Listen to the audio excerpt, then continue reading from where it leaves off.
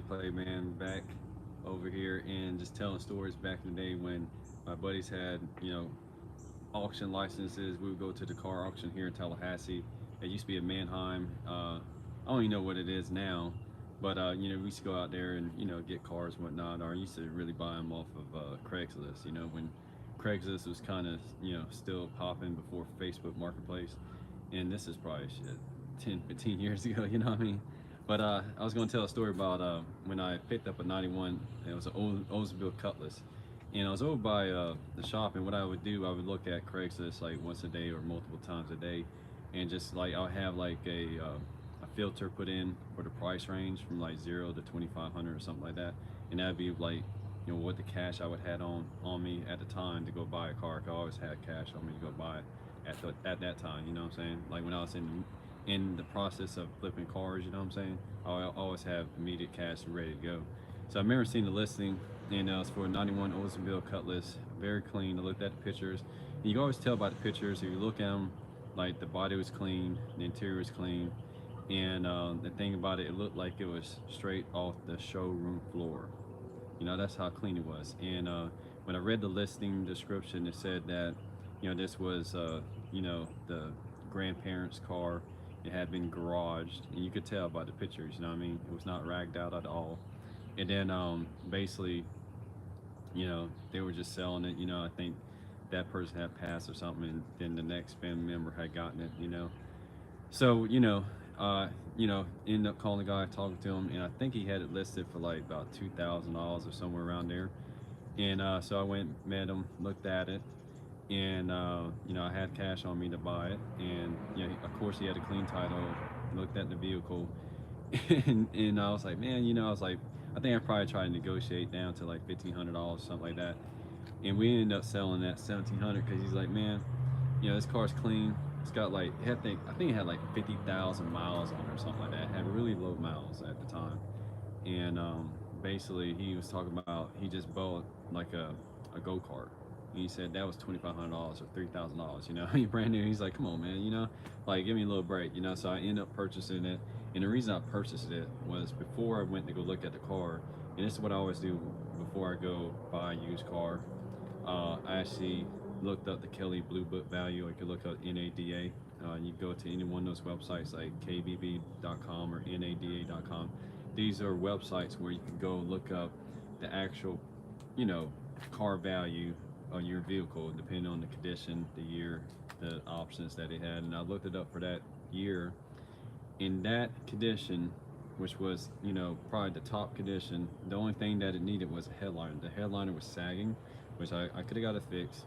I think I tried to look at it myself, and you gotta be very careful with old cars because the plastic that was around the headliner, I think I tried to maybe pop one off and it maybe started. It's brittle, so you gotta be very careful. So the right thing to do would have been to take it to a shop that does like headliners and stuff like that. But I ended up just like putting it back on, you know, Craigslist or whatever, just to sell it. I sold it at my buddy's shop, you know what I mean? So we actually did the listings. I would do it on Craigslist and like not Auto Trader, but there's like a Thrifty Nickel, like the local little newspaper. I'll put ads online and stuff like that. So basically, I went ahead and just basically I drove the car, got the title, paid the guy, signed in my name. I drove the car. It was like literally probably like 5 minutes northwest of my buddy's shop, and I took it to my buddy's shop because I probably had somebody follow me or whatever. I can't remember at that time. And I parked the car, and basically I went changed the title, put in my name. I don't know if I put in my name, put it through it probably went through the car dealership, you know what I mean? So we ended up listing it. I think we had it up for $3,000, so we were going to double our money.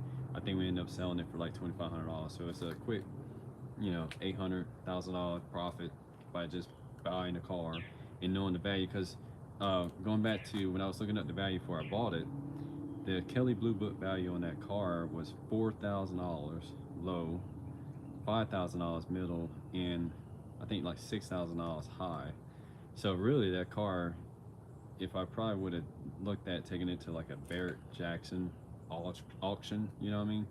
It probably would have brought in more. I don't know about the auction fees and stuff like that. Let's say it did bring $3,500 or $4,000 on low end. Then you still got auction fees, might be $500. Then you got to take it there. You know what I mean? So, and then is a 91 Cutlass really like a collector's item? But it was a very, very pristine condition vehicle. Probably should have kept that one. You know what I mean? As I always said, probably should have kept it. But that's how we flipped it, man. Very, very easy. Didn't take much time. I think within like a week, I had a guy that came up, needed a car, and paid cash or whatever. You know, me and my buddy split it.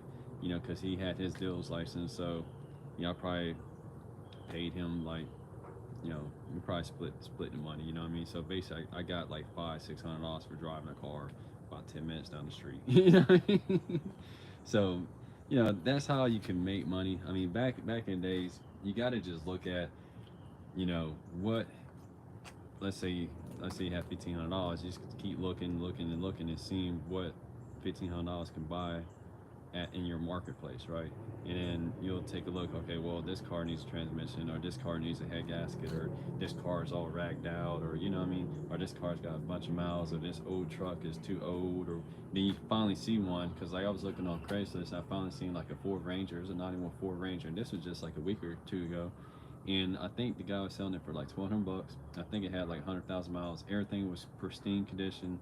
You know, all the tires are new. I mean, very well maintained vehicle. And that's the thing. It's like if you want to buy something used, you want to buy something that's well maintained.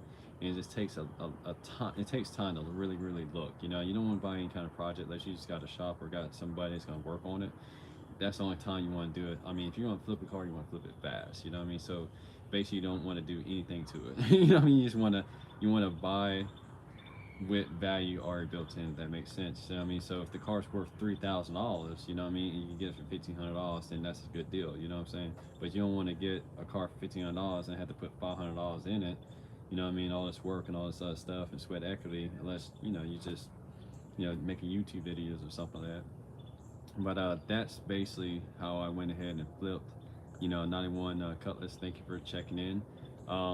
You know, and yeah, I got tips. You know, we could do tips on how to, check into Copart.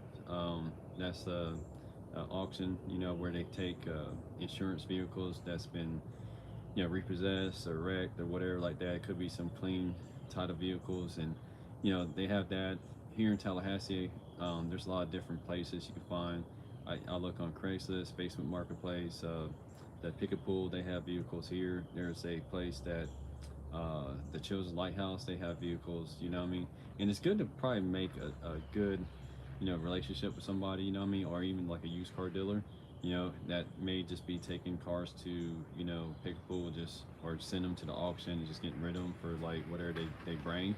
And maybe making that relationship with that person that's always going to have that inventory of cars, and then at that time like, well, just give me a call, just let me know what you do have, and then that way I can jump on it for you have to take it to the auction. Because when we took things to the auction, it took time, you know what I'm saying, like we had to drive the vehicle there, or they have to come pick it up. We got to pay for that, then we had to clean it up. You know what I mean? And then you gotta give them, run it through the auction, and then you gotta see if they're gonna give you a certain amount of money at the auction. You know what I mean? If they do give you a certain amount of money at the auction, then you're gonna have an auction fee. You know what I mean? You gotta pay for it. So, say the car is $3,000, they might take, $300, $400, $500 off of that, price.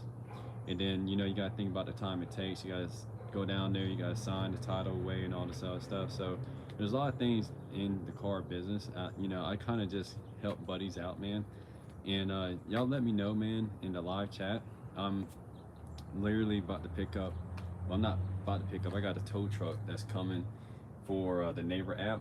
I'm waiting on. It's I think it's like Chrysler Sebring this guy's got. So I'm waiting on him to bring it over here. It's supposed to be coming like in a few minutes. You know what I'm saying? So I got the garage all cleaned out, whatever, so they could basically put the vehicle in there.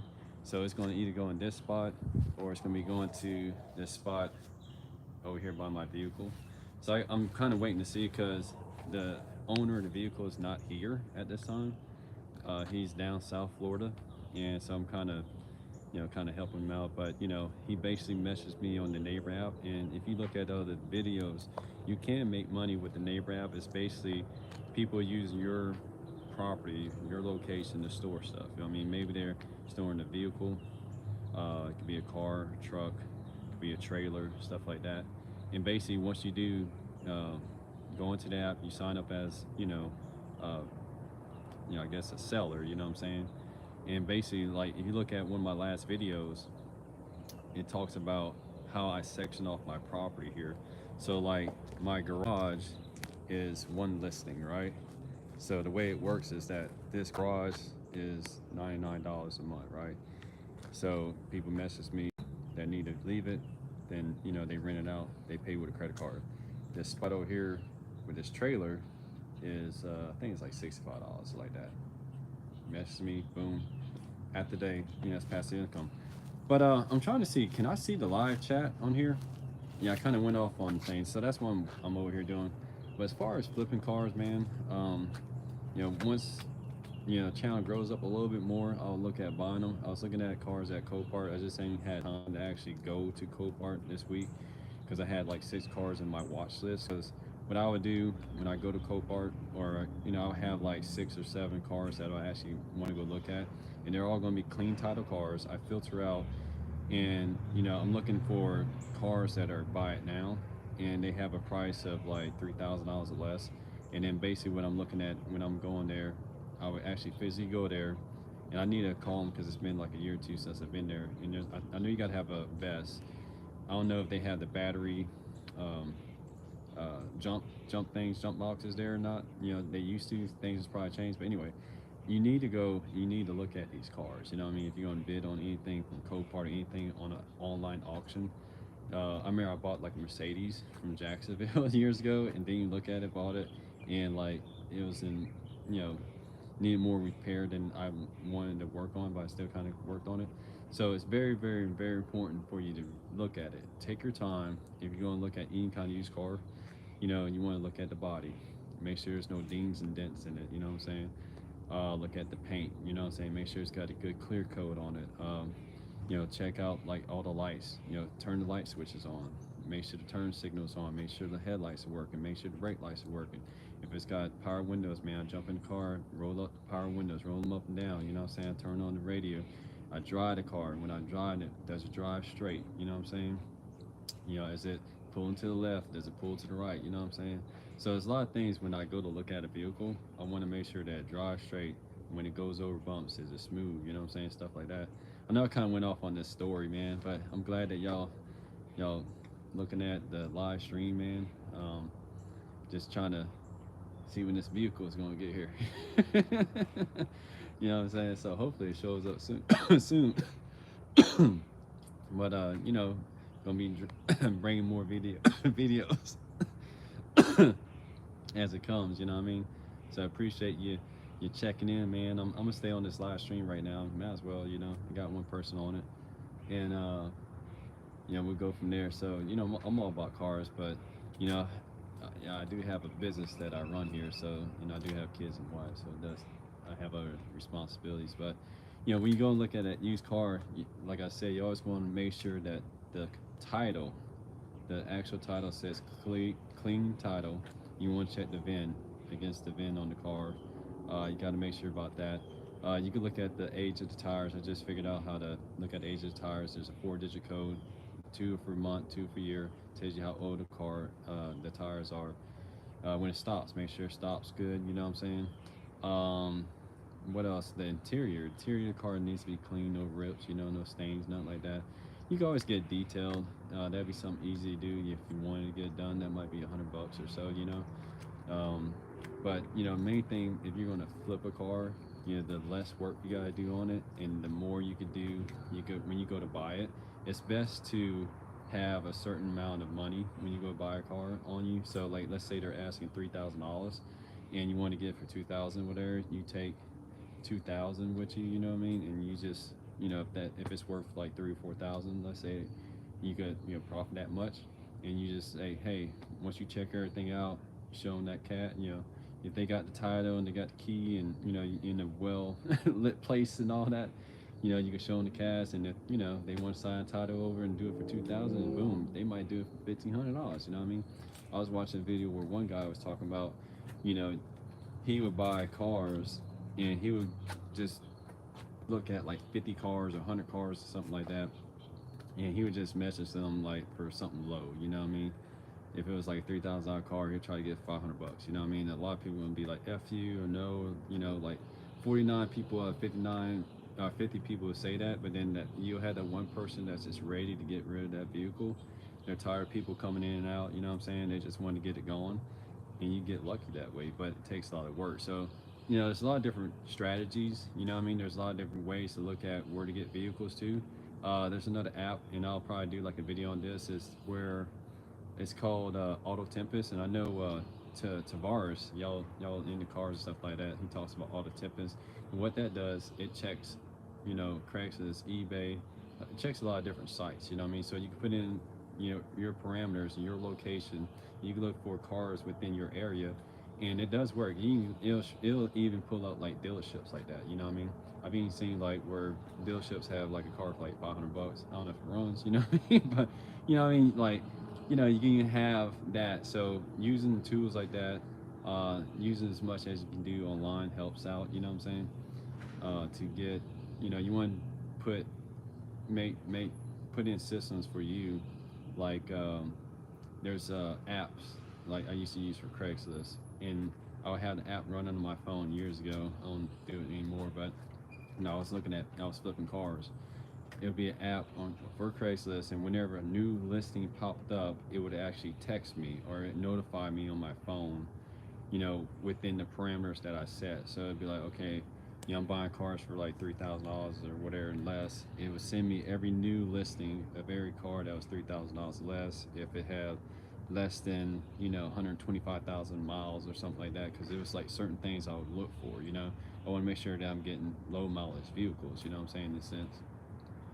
So, that's how we kind of, you got to look at how do you beat the system, because everybody's looking at these used cars, and you want to be the first one there with the cash when it pops up, calling the guy, hey man, I'm going to get it. You know what I'm saying? I got the cash ready to go. Let's do this deal. You know what I'm saying? If it's a good deal, you know what I'm saying?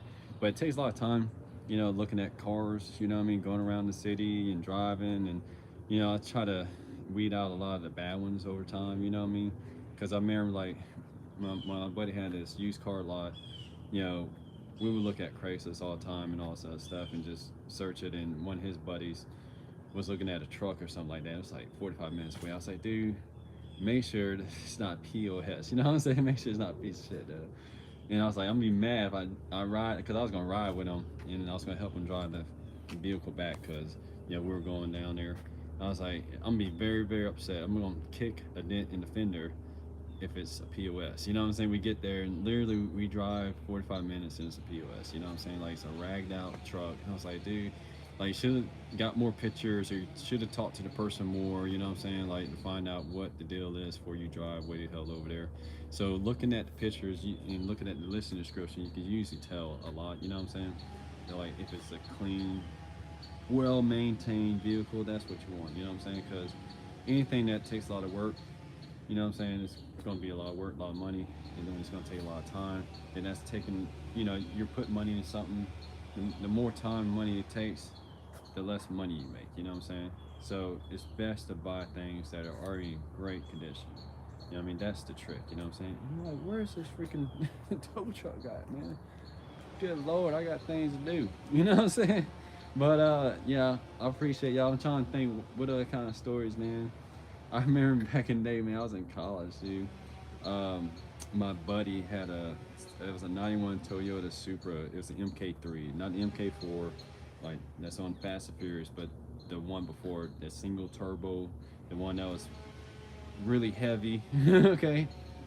And he had brought it up to my buddy's shop. This is way back when we were in college or whatever, like that. And I think they had replaced the engine in it. Something happened to it. He had blown the engine or something like that, and they had put an engine in there. And they tried to drive it, and they said that, I remember, yeah, they tried to drive in their apartment complex like up a hill or something like that. And it would like not go nowhere. So eventually, what happened was, I had one of my mechanic look at it, because like this, I kind of learned. And what happened was, when they put the engine in, they bolted the intake manifold onto it, because the intake manifold is on the driver's side. It's a six straight six, with a single turbo. and they didn't bolt the very bottom of the manifold down. So what was happening every time it started boosting the engine, it was leaking out. All that was leaking out. So basically, the man went in there and tightened all the bolts up, dude, and car drove like a dream, right?